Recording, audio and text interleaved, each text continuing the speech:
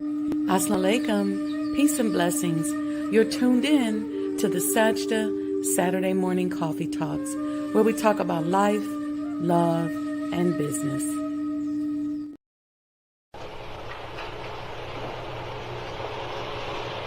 O Allah, guide me among those whom Thou hast guided aright, and preserve me among those whom Thou hast preserved, and befriend me among those whom Thou hast befriended. Bless me in whatsoever Thou dost grant me, and deliver me from the evil of what Thou hast judged. Surely Thou judgest, and none can judge against Thee, and he whom Thou befriendest is not disgraced. Blessed art Thou, O Lord, and exalted be Thee above what they set up besides Thee. I bear witness, nothing deserves to be served besides Thee, and I bear witness that Muhammad is Thy servant and apostle. Amen.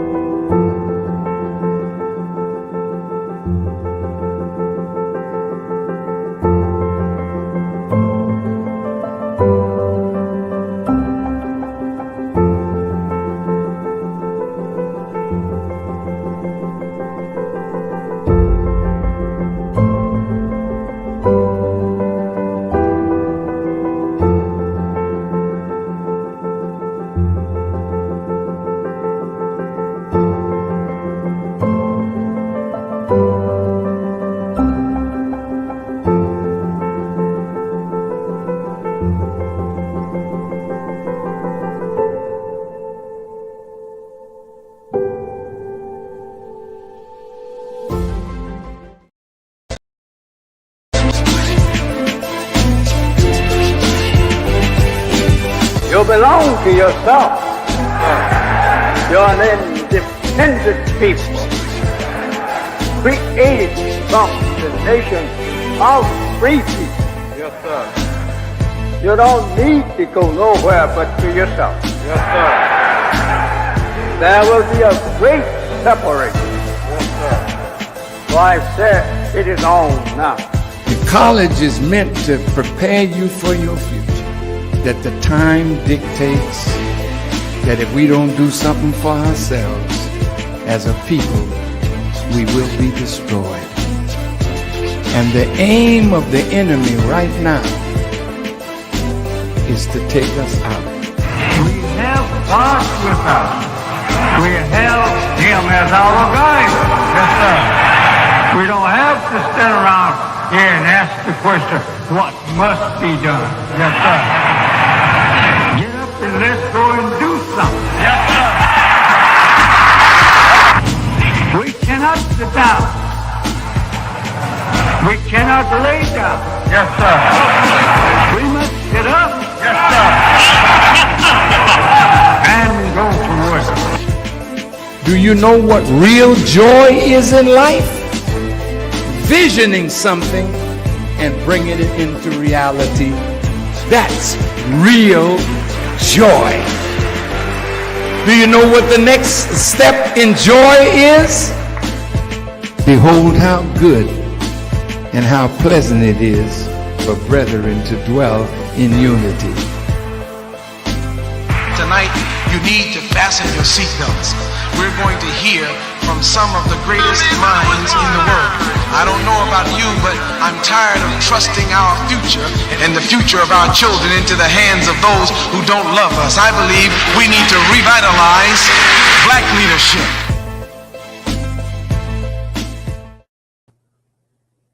Assalamu alaikum. Peace be unto each and every one of you. Welcome to the Sajdah Saturday morning coffee talks, where y'all know we talk about life, love, and business. And today is episode 12 of the Proper Handling of People series. I think there's 15 chapters, and then we'll do like a Q&A, recap type of thing. How's everybody doing? I see y'all in the chat already. So thank you. Thank you for those of you who showed up Thursday night and tuned in to the show with Mariam Khalila. That show was just designed to tell us as entrepreneurs how important it is to focus on our nutrition and our health. We got to be healthy to be out here thinking through all of these different business scenarios. Being in business can be difficult. And not usually from a technical standpoint. Most of the time when you decide that you're going to open a business, when you say, I'm going to offer a service, I'm going to step out there and do something, usually from a technical standpoint, you probably have some idea or sort of kind of know what it is that you want to do. You got some technical expertise. And so for a lot of us, it's not the totality of the technical that we struggle with. The real challenge is the people part, okay? Whether it's the vendors you're dealing with, how much they're charging you, how they're treating you, whether it's regulatory issues where maybe they're being extra hard on you, or they're requiring you to do something that they're not requiring other people to do, or at least that's what you think. Understanding how to navigate through that. Whether it's dealing with employees, and as minorities and as Black people specifically, and Black women specifically, but I would have to even say now, even Black men specifically, because now that Black women are matriculating through the workplace, a lot of people are used to having a Black female as their manager or their supervisor, but they're not used to having a Black man. But either way, there's a lot of challenges there. There's a lot of people that don't respect Black authority. There's a lot of people that don't that don't like Black authority. There's a lot of people that are going to challenge you every step of the way. They're going to discredit you. And then there's your own insecurities, right? And how all of that impacts you. And so what I try to do is offer you some mindset standards, some principles, some boundaries that you can hold on to, so that the experience doesn't have you flailing all over the place, and you end up not knowing what you're doing. But people can be a real challenge when it comes to this kind of stuff. Um, even just in interacting with people, and people play a lot of games, and so you got to know who you are inside of all the games that they play. You have some people that will speak to you one day and maybe not speak to you another day. People who were really cool with you for a very long time, and then all of a sudden they stop talking to you, or they do something really crazy. All of this can impact your business.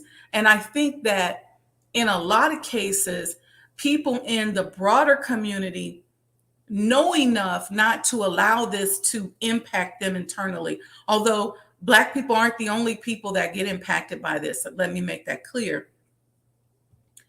This is why a lot of times people who have like a street background sometimes tend to do better in business than those of us who are educated and trained, because it's that interpersonal proper handling of people, that drive, that focus that they have, and they're less impacted by how people conduct themselves. So when you start hiring people, this is where sometimes it can get challenging, right? Because people are like this. They go up and down. And some people will attach on to your personality, and they'll see you and they'll say, oh, I get this all the time. It's a Black woman in business. I can come, I can learn. And I'm all about the learning and helping people get to that next level. And then they come, and then sometimes it switches to a little bit of envy and jealousy. Sometimes it switches to maybe I'm not quite so into being supportive of you. I'm really just not trying to do the work. So some people come because they want to hang out with you. They want to be around you, but they're not really into doing any work. When you start hiring a lot of our people, especially a lot of our young people, they don't really understand what it's going to take. They're very used to kind of hearing this or seeing this stuff on social media where you just show up and get paid. And they don't understand that if you don't do your job, then I don't make the money. And then then I can't pay you. And in their mind, it's like, look, pay me anyway. So there's all these dynamics, right? And then you get people on your job with the disrespect for authority and all these different challenges. Their problems, they end up trying to make them your problems. But then you get people who are disengaged. And you all know I've been quoting this stat for years now, because so many people go to work, they're not into their job, they don't really care about it, they're doing the bare minimum, and for the most part, they're disengaged. They're just a butt in a seat getting a check. Okay. The average cost, according to Gallup, of an employee who is disengaged costs the company the equivalent of 18% of their annual salary. And I'm going to tell you something, for those of us who are small businesses, that cost is even greater. The aggregate cost overall in the world economics is $73 trillion in lost productivity. Okay. Employees who are not engaged or who are actively disengaged cost the world $8.8 trillion in lost productivity. That's according to Gallup. There's another study that said somewhere around 7.8. So we can safely say somewhere around $8 trillion. So it's tough, right? It can be a challenging thing. A model that I like to use is I try to make people part of the productivity. And I also have a personal boundary in that if I can't be to you what I feel like I want to be to you, especially if it's a young person and I want to help you get to that next level in life, I want to train, I want to support, I want to expose you to experiences, and you're not really into that, you just really want to get a check, then usually I have to go, that just may not be the person for me. I like to use people that I can build and fold into the fabric of my business, and then help them to participate in profit sharing. And a lot of people really don't get that. So these are all things, okay, that we have to combat. So we're going to talk about that on episode 12 today. So welcome to everyone that's in the chat. Good morning. Happy Saturday, Mom. Walaikum salam, Sister Nubia Latifa. Regional Sky Girl, welcome, sis. Greetings. She says she's chiming in from home. I put the Cash App out there, y'all. Y'all put some dip on that chip this morning. Let's see what else we got. We got Brother Carlos Jennings chiming in from Detroit. And listen, Detroit Muslim businesses, we want to highlight you to help you to support the community when we come to Detroit in February. So reach out because we'd love to have you on the show. Brother Victor, assalamu alaikum. Wa alaikum salam, sir. Sister Sandra D, wa alaikum salam. Beautiful sister. All right, so let's dive into episode 12. Let me know what y'all sipping on today. Today I have just regular tea with a little, I sprinkled it with a little elderberry when I steeped it. All right, so episode 12 of The Proper Handling of People.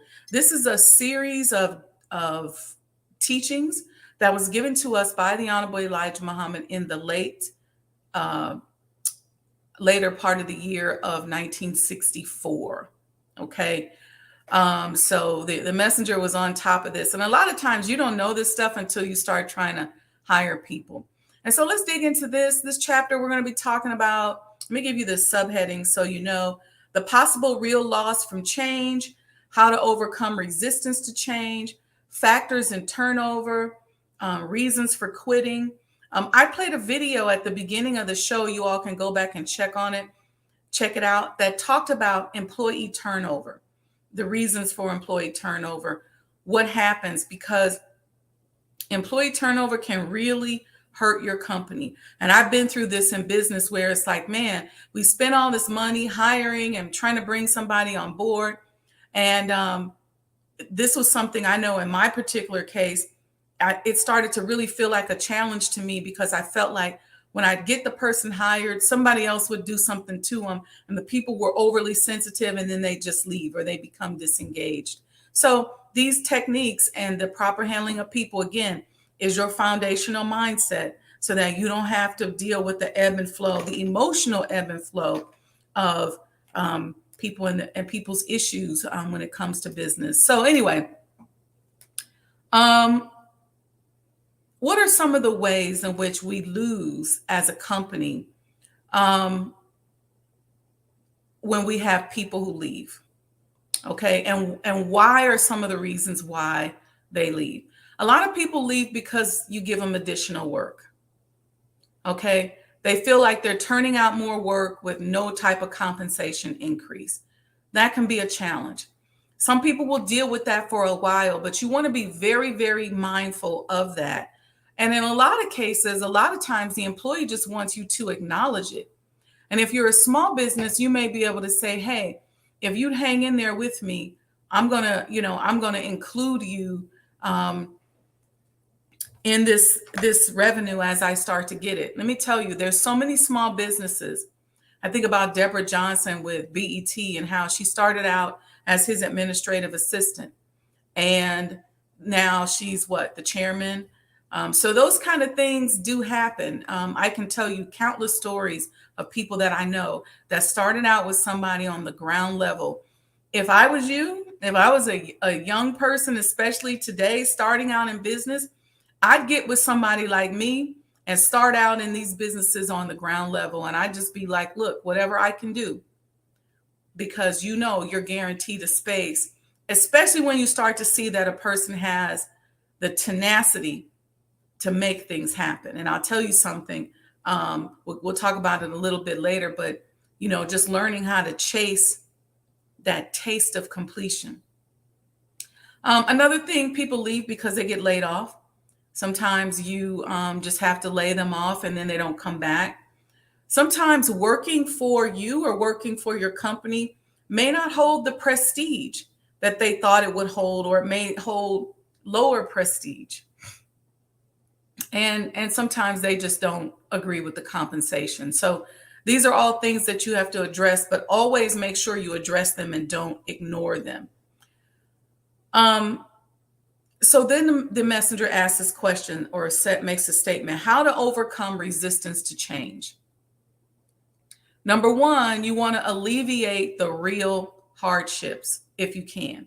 There's a lot of things that are going to happen to you and happen in the company that you have no control over. But to the extent that you can shield your staff or your employees from real hardships, you want to do that. There have been many a times where I didn't take a paycheck to make sure that my staff got paid. Or many a times where on building the hospital, my business partner and I, we went months sometimes without getting a paycheck ourselves, and to make sure that our staff got paid. And so a lot of times we also become a little emotional over that, because then when the employee acts up, it's like a child, right? You're like, look, do you know what I'm sacrificing for you? You want to address some of their fears. Some of the fears are unjustified. Some of them are neurotic, but a lot of them can be real fears. And I'll tell you what happens a lot of times when people see our faces and they see our color, they think, I'm not going to get paid. They're not going to take care of me. And so you want to address those. You want to have conversations about that. And I'm one of those people that I believe in just putting it out there on the table, because I watch people go work for white companies or companies that they think are white or whatever, and they will give their all. They will break their back, bend over backwards. But then when they come to work for a Black company, it's like the ninja comes out.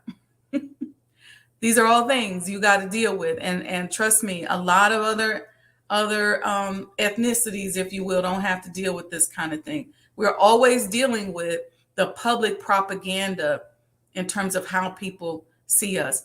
Even as Black Muslims, there's always this propaganda. But let me tell you something, and I've done a lot of business out here in the world. There's nothing like doing business with people that have their own moral standards and their own moral compass. And even if they have maybe a little less skills, even if maybe they have a little attitude, but that moral compass, let me tell you something, it goes a long way.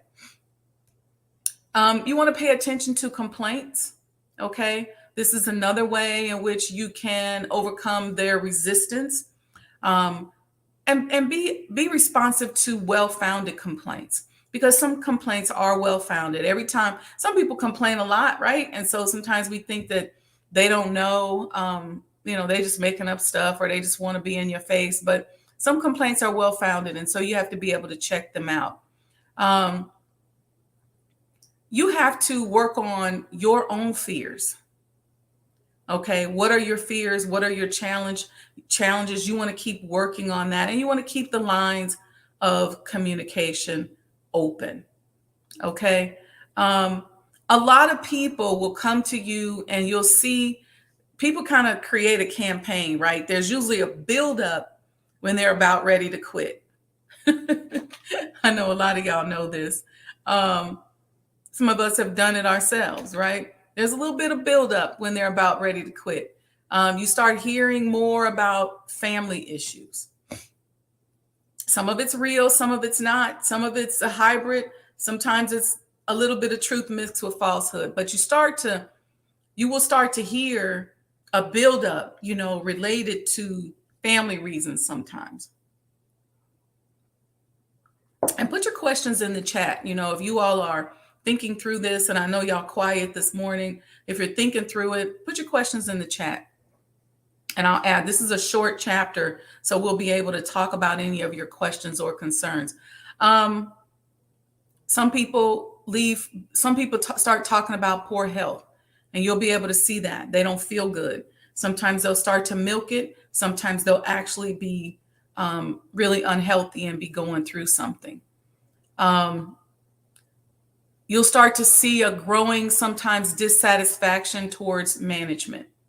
People will start to complain. A lot of times people have been dissatisfied for a while, or they've been going through stuff, but now they're starting to come to you and it's starting to ramp up. My family issues are getting more prevalent. The commute is getting to me. My health issues. I'm really dissatisfied with this supervisor or manager. So you want to pay attention when you start to see these things ramping up. Okay. When you hear people talking about compensation and man, I'm just not really getting paid and I'm working an extra job. Pay attention to the escalation of these things because they may be ramping up to quit legitimately or illegitimately. And a lot of times we get caught up in trying to prove whether or not the excuse that they're making is legitimate or illegitimate. I would say to you, don't get so much caught up in that, but pay attention and start to, this is warfare. So if you see a person ramping up in this area, they're likely either going to quit legitimately or illegitimately, but either way, you're going to be left holding the bag, or they're going to become disengaged and they're going to quit, but they're going to still be physically there. So you have to be ready from a strategic standpoint on how you move.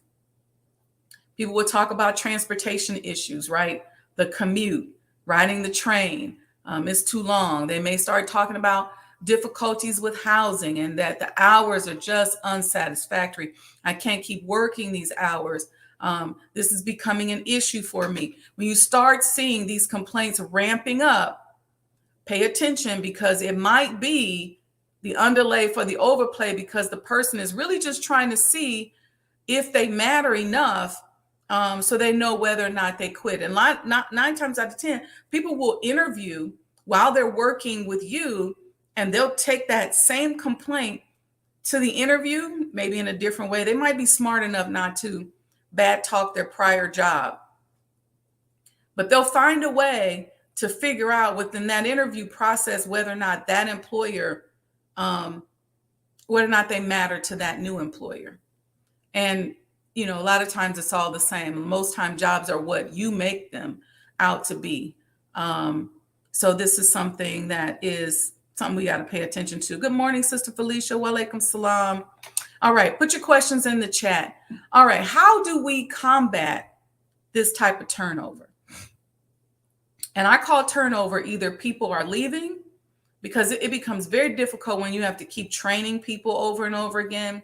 I watched a company that I helped build just really I felt like we were on a hamster wheel because we kept dealing with a lot of turnover and we had a lot of philosophical differences and management differences in leadership in terms of style. And it's hard in a lot of companies because you may have the technical side and then you may have the administrative or business side. And if you're blessed, you're able to create a separation. Okay, so let me say this to you. People who have degrees in business or in that business world, whether it's marketing, finance, accounting, they come to the table with certain expectations. Okay.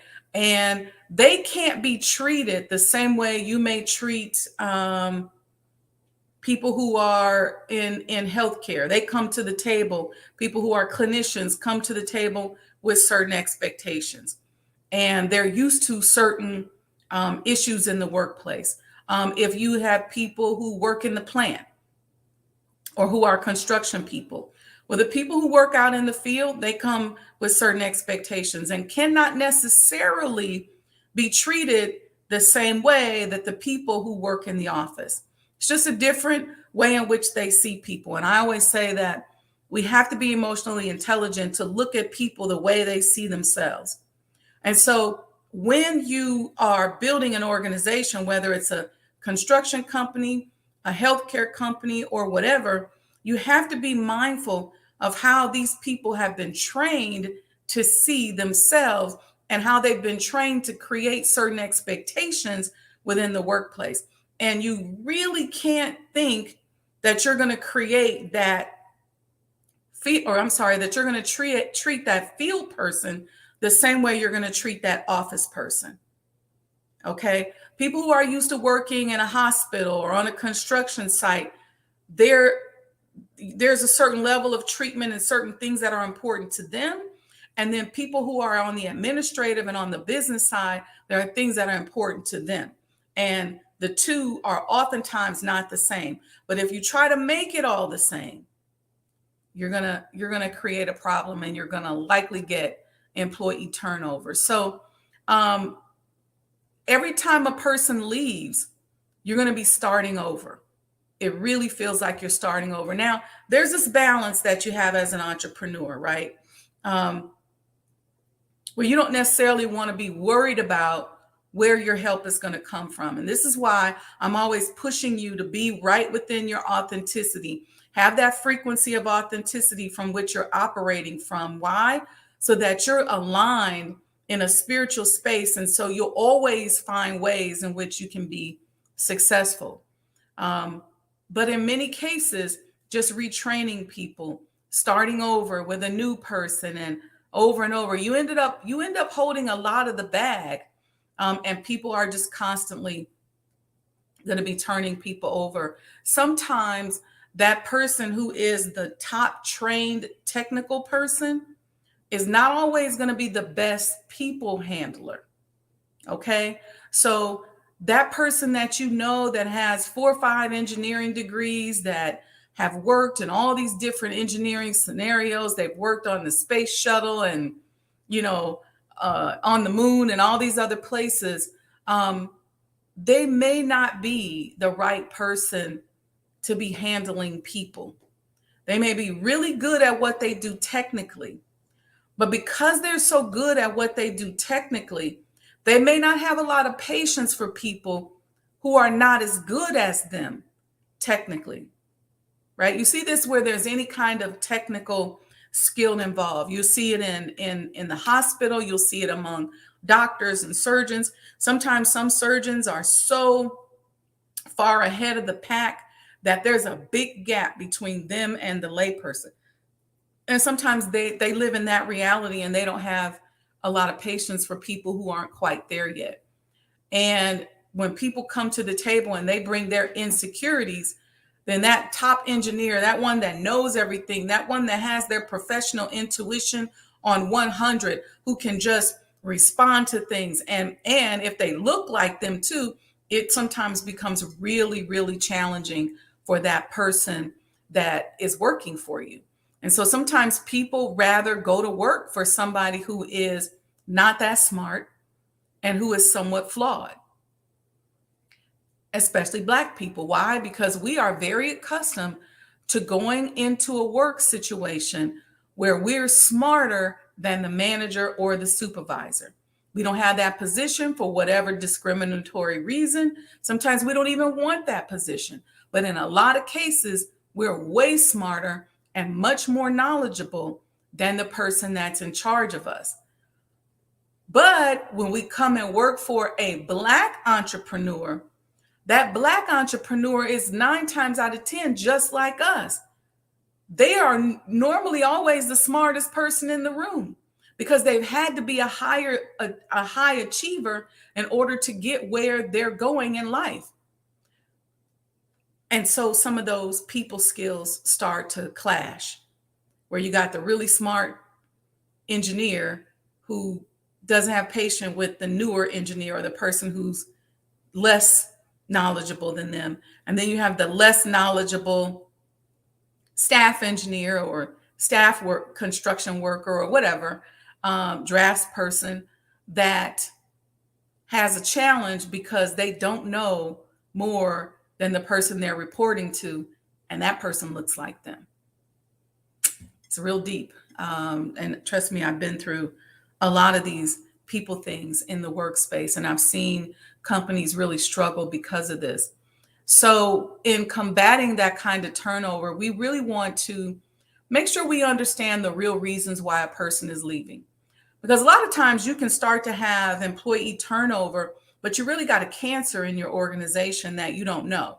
And that cancer is in the form of a person who might be presenting themselves to you in a certain kind of way, or they may not realize that they're causing a cancer. Or in our Black organizations, oftentimes, minority small businesses, the owner is also the manager, the supervisor. It's the person that everybody's reporting to, and that can be challenging because you got intimidation things going on there.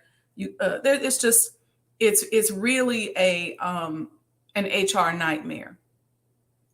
So you want to pay attention. Some people may say, you know what, I just couldn't take the stress of reporting directly to the CEO. A lot of people just don't like that. Some people can say, you know what, I had somebody say to me one time, I always felt stupid when I worked here. You guys are just so smart and you don't have the patience for people like me. What did that say? That said, wow, we got to spend more time helping people and training people, or put somebody in the middle, right, between yourself and the staff who can help bridge that gap. And then that manager can learn how to manage up and manage down. Okay. And so you want to make sure you understand why they're leaving. So doing exit interviews is, if you can, is important. Or maybe even polling people who worked with that person, or ask them straight up, let me know, what could I have done better? And sometimes if you pose a question like that, you know what, I'm sorry, I hate to see you go, but what could I have done better to make your stay here more palatable, or to have made you stay? Sometimes they'll say nothing, but sometimes they'll tell you, well, it wasn't you, it was this person, this, and this. And then you'll know.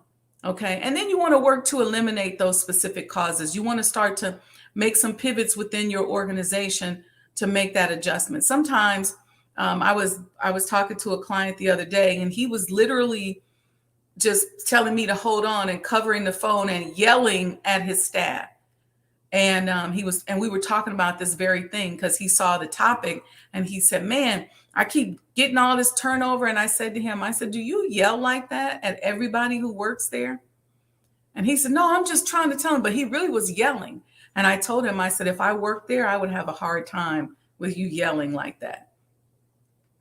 Okay. And then once you find out the causes, you can build on them. You can find out whether or not they're legitimate. Because sometimes people just quit because of a matter of necessity.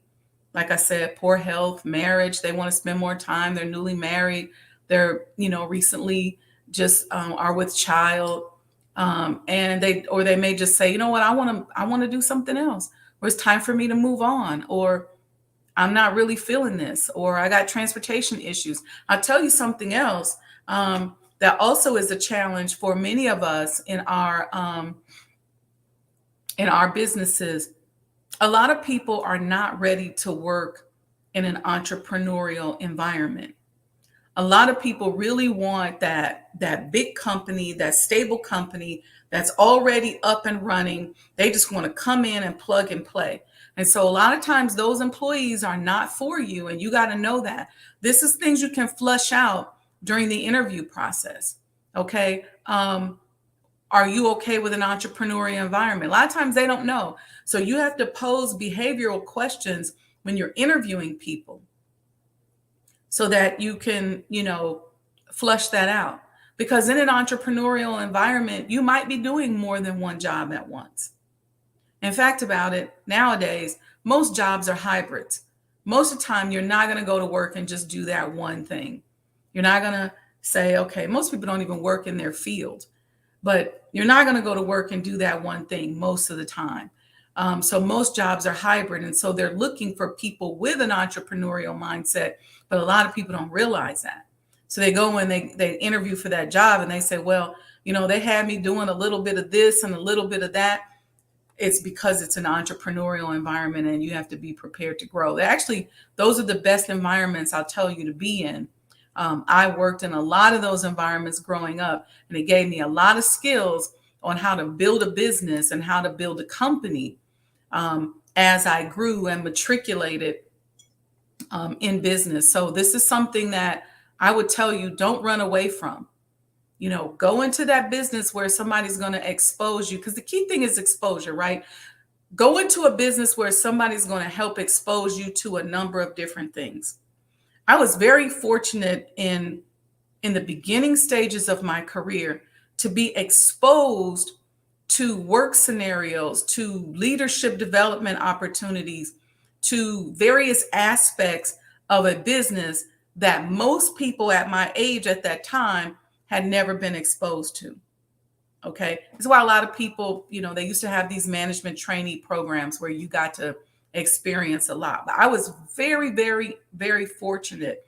I sat on boards. I was able to shadow people who sat on the board of directors. So I understood how that worked and the decisions and the topics that they had to cover. I was able to work as an auditor where I was in and out of a lot of companies and just kind of learning and seeing things. I was blessed and fortunate to work at the National Center in the Nation of Islam and watching the rebuilding and participating in the rebuilding of the nation from a business standpoint, and just kind of understanding what we had to deal with and what some of those challenges were. I was blessed to be in a lot of different programs coming up where I saw a lot. So by the time I got to the point where I wanted to begin to open my business, I had some exposure to those kind of things. Because again, I can't stress this enough. When you go and work for a company, 9 times out of 10, you're working in a place with somebody who doesn't look like you. They're only going to expose you to so much. But if you come and work for an entrepreneur, somebody who is building their business, you're going to get a lot of exposure. You literally are going to learn how to build a business, how to build a process. And it may not be glamorous. It may not be as glamorous as working for that bigger company, but it's definitely going to be more fruitful in the long term for you. And as entrepreneurs, we just have to be more focused on how to deal with and how to navigate people through the emotional vicissitudes that they will experience working for somebody who looks like them. And that's a real thing. It's very, very real, and it's very different. So, okay, y'all, no questions in the chat. I told y'all this was a short chapter. Let's see who just joined us. 704 Joe said, peace from Allah's 5% nation of gods and earth, Dallas, Texas. Welcome. Assalamu alaikum. Sister Felicia joined us. Wa alaikum salam. Thank you so much. And we already greeted some of the rest of you. So, okay, so I'm going to give you guys a few announcements. And if you have any questions, put them in the chat. We got about 15 more minutes. We can handle some questions on the proper handling of people or some scenarios. So we are still working towards the completion of the Honorable Elijah Muhammad House Museum. We'd like for you to really help us get to the finish line and get these last funds in by December 30th. We are on a mission, really pushing hard. I put a tremendous amount of pressure on myself to get there. And so I'm just focusing and asking you all for your assistance. If you want a sponsorship package, we can certainly send that to you. If you want to make a donation, if you just want to say, hey, I just have a few dollars, I just want to support. A lot of these things and offering these services to you is very, very expensive. But the way I see it is that somebody's got to take the responsibility, right? Somebody's got to be Harriet Tubman. Somebody's got to be Frederick Douglass. Somebody's got to take responsibility. And we can't always go, well, they should do this or this person should do that. We have to make sure that we support, especially individuals who are trying to make a difference in our community. I'm a big proponent of that. I have friends who own restaurants, and I know that they're really trying to do things the right way. They're not bringing in pre-prepared food. You're not getting fake stuff. They're not buying processed or packaged foods with lots of salts and preservatives. And I know that they're really trying. I try my best to patronize them. If they got a membership program, I try to make sure I join it. I try to go there and make sure I treat the wait staff and tip well. And I'll let the staff know, oh, I'm so-and-so's friend. That way they kind of have a good, and then if they have a good positive experience with me, I'll say it that way, then they can associate that to the person that I know is making a sacrifice to make a difference in our community. So somebody has to take on the mantle and take on the burden of making a difference. And in this case, preserving our history, building a museum, teaching our young people about the importance of preservation and preserving our history is become a mission of mine. And it's something that's very important. And so we'd ask for you all's continued support. Even with this network, with the Black Muslim Business Directory, the platform costs money just to be on here and make it look cute with stuff at the bottom and icons and guests and all that in a chat. It's not free. And so, and I have to say that, and a lot of people cringe because they don't feel like you should talk about money or ask about money. But as a people, we have to get used to financing our own way. We have to stop buying into this thing where we can't talk about money. We can't ask for money. We can't open our mouths. We can't say, hey, I'm trying to do something different. I'm trying to offer information and services that normally would cost you and I thousands of dollars to get. I've already paid for them, either through experience and blood, sweat, and tears, or just through workshop. I probably spent hundreds of thousands of dollars attending workshops and seminars, and I mean, you name it. I've been in so many one-on-one sessions with top coaches and people from around the world. And what I realize is that the information oftentimes is exclusive. And nobody wants to take the chance to say, hey, let me see what happens if I just offer this out here to people. Will they support me? In a lot of cases, they don't. But in some cases, they do. And so I'm very grateful for those of you who are continually supportive, who always come here and like and subscribe and share. And you book your coaching sessions and you try to just, support in any way that you can, because when your life has this type of calling on it, it's one of those things, there's nothing you can do about it. And nobody tells you that you may not have a lot of financial support. And so for me, I'm used to just kind of grinding my way through. And so for me, it's new to learn that it's important to share with people how critical it is that they support. So support your Black-owned businesses, support this network, support the completion of the Honorable Elijah Muhammad House, support your people. Be very intentional about how you spend your money. I was at the mall the other day with a friend, and there was a Black woman. We were looking at these perfumes. I'm working on a perfume line, so I wanted to go and check out something. And so we were looking at skincare and perfume and stuff like that. And there was a Black woman who came over, who was actually standing at the counter. And I asked her a question. She had a really nasty attitude. And then while we were standing there and I was going to ask some other questions, she just walked off and started talking to somebody else, just had a really nasty, mean mug. And I told my friend, I said, don't, and I think she was probably going to buy something. And I said, don't spend your money behind bad energy. Don't give her that commission. You can't reward that. There's other stores that have this perfume and you can go there and probably get some better treatment. Because we had just come from talking to somebody in skincare, and the person was just so warm and open and loving and beautiful and giving us samples and sharing. And then we walk over to this Black lady who sees us walk up, and she just had this nasty attitude. And I'm saying to you all, don't spend your money on that. Decondition yourself, decolonize the way you spend money.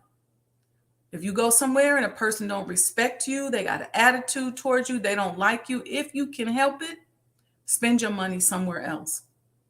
Don't let a person get away with getting a commission or getting a sale when they treat you a certain kind of way.